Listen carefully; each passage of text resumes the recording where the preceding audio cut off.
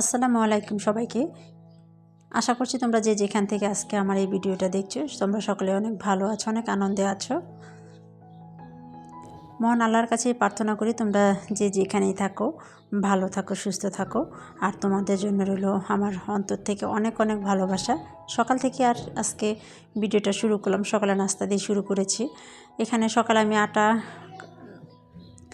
আটা গুলে বাচ্চাদের জন্য পরোটার শেপটা দিয়ে রাখছিলাম।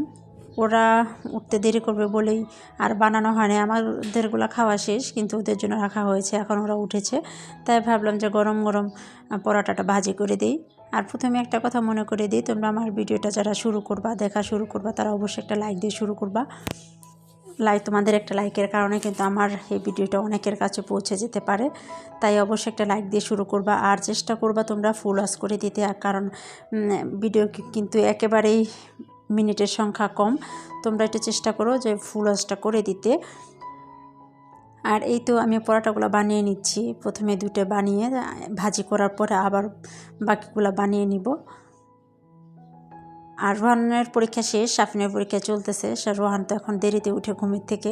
আগে তো 7টার সময় উঠতে হতো, এখন সে 9:30 10টায় উঠে পরে নাস্তা খায়। সেই জন্যই আমাদের নাস্তাটা খাওয়া দাওয়া শেষ। ওদেরটা আমি পরে ভাজবো বলে রেখে দিয়েছিলাম। আর এদিকে আমাদের রান্না হচ্ছে। আর আজকে গ্যাসটা একেবারেই কম, যে গ্যাসটা অল্প অল্প করে জ্বলতেছে সেটা নিচে চুলা রান্না হচ্ছে, কিন্তু পরোটাটা সে চুলা আর ভালো হবে না বলেই আমি এলপি চুলা নিয়ে আসলাম পরোটা ভাজি করতে।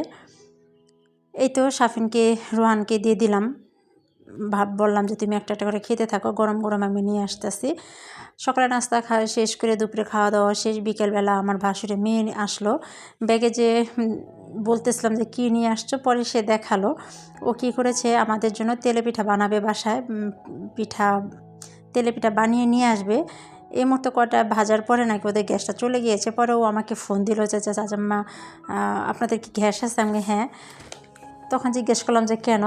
বলতেছে যে চাচামা আপনাদের জন্য তেলেপিঠা বানিয়ে নিয়ে আসতাম, এখন তো গ্যাসটা চলে গিয়েছে। তখন আমি বললাম যে তাহলে তুমি কাইটা নিয়ে চলে আসো, বা আমাদের বাসায় বানিয়ে ফেলবা। পরে ও কথা মাত্রই ও চলে আসছে। যে তো কাই দেখেন, কাইটা ছিল এটা নিয়ে আসছে, আর কয়েকটা তেলেপিঠা হয়েছিল সেটাও নিয়ে আসছে, আর অল্প পরিমাণে আচার নিয়ে আসছে। ও আচার বানিয়েছে।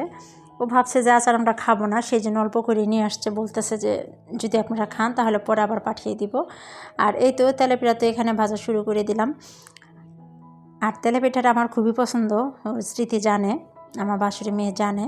তার জন্য কয়েকদিন পর পরে তেলেপিঠা বানালে সে আমাকে না দিয়ে খায় না। আজকেও সে নিয়ে আসতো, কিন্তু আজকে আর ভাজি করে নিয়ে আসতে পারে নাই, বাসায় এসে ভাজি করলো। যাই হোক, বাসায় ভাজি করাতে দেখা গেলো চুলার কাছেই বসে গরম গরম তেলেপিঠা খেয়ে নিলাম। আর তেলেপিঠাটা শীতের সিজন হোক, যখন যে কোনো সময় হোক, আমার খুবই পছন্দ। আমি প্রায় এটা বানিয়ে খাই, চালের গুঁড়ি দিয়েও বানিয়ে খাই।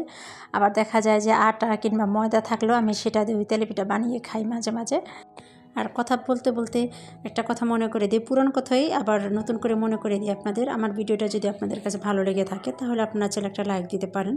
আর যদি বেশি ভালো লেগে থাকে তাহলে আমার চ্যানেলটা আপনারা সাবস্ক্রাইব করে নিতে পারেন। আর এখন পর্যন্ত যারা আমার পাশে আছেন, প্রথম থেকে এখন পর্যন্ত আমার যারা সাথে আছেন, আমাকে উৎসাহ দিচ্ছেন সুন্দর সুন্দর কমেন্টস দিয়ে, তাদের কাছে আমি চিরকৃতজ্ঞ। আর যারা নতুন আসতেছে তাদের জন্য রইল অনেক অনেক ভালোবাসা। এই তো দেখো তেলের পিঠাগুলো কিন্তু সবগুলো হয়ে গিয়েছে। আর পিঠাগুলো বড় বড় করে বানিয়েছিলাম, খেতে কিন্তু ভীষণ মজা হয়েছিল। আমি যেহেতু খাওয়ার পরে বয়স দিচ্ছি, সেজন্য বলতে পারলাম যে অনেক মজা হয়েছিল পিঠাগুলো। আর আজকে ছিল রোহান সাফিনের ড্রয়িং ক্লাসে তো আর ভিডিও করতে পারি নাই, সেজন্য বাসায় আসার পরে আজকে কী ড্রয়িংগুলো হলো সেটা আমাকে দেখাচ্ছিল। আর এসে দেখে বাসায় আসার সাথে সাথে সে ছবিগুলো কেটে ফেলছে। সে নাকি সাফিনা নাকি ছবিগুলো দেওয়ালে লাগাবে, সেজন্য সবগুলা 2টা ছবি কাটতেছে। আর আমি তো আরেকটা কাটতে দিই নাই, ধমক দেওয়ার পরে সে আবার চলে গিয়েছে এখান থেকে।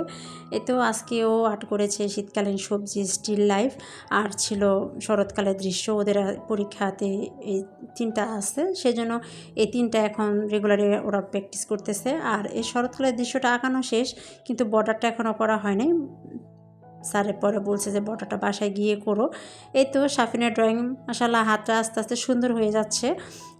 আজকে শীতকালের সবজিটা খুবই সুন্দর হয়েছে। আরেকদিন যখন প্রথম আর্ট করেছিল তখন তেমন একটা সুন্দর হয় নাই। আজকে মাশাআল্লাহ অনেক সুন্দর হয়েছে। এই তো আজকে আর ভিডিওটা বাড়াবো না, ভিডিওটা আমি আজকে এই পর্যন্তই রাখবো। সবাই ভালো থাকবেন। আসসালামু আলাইকুম সবাইকে, আল্লাহ হাফেজ।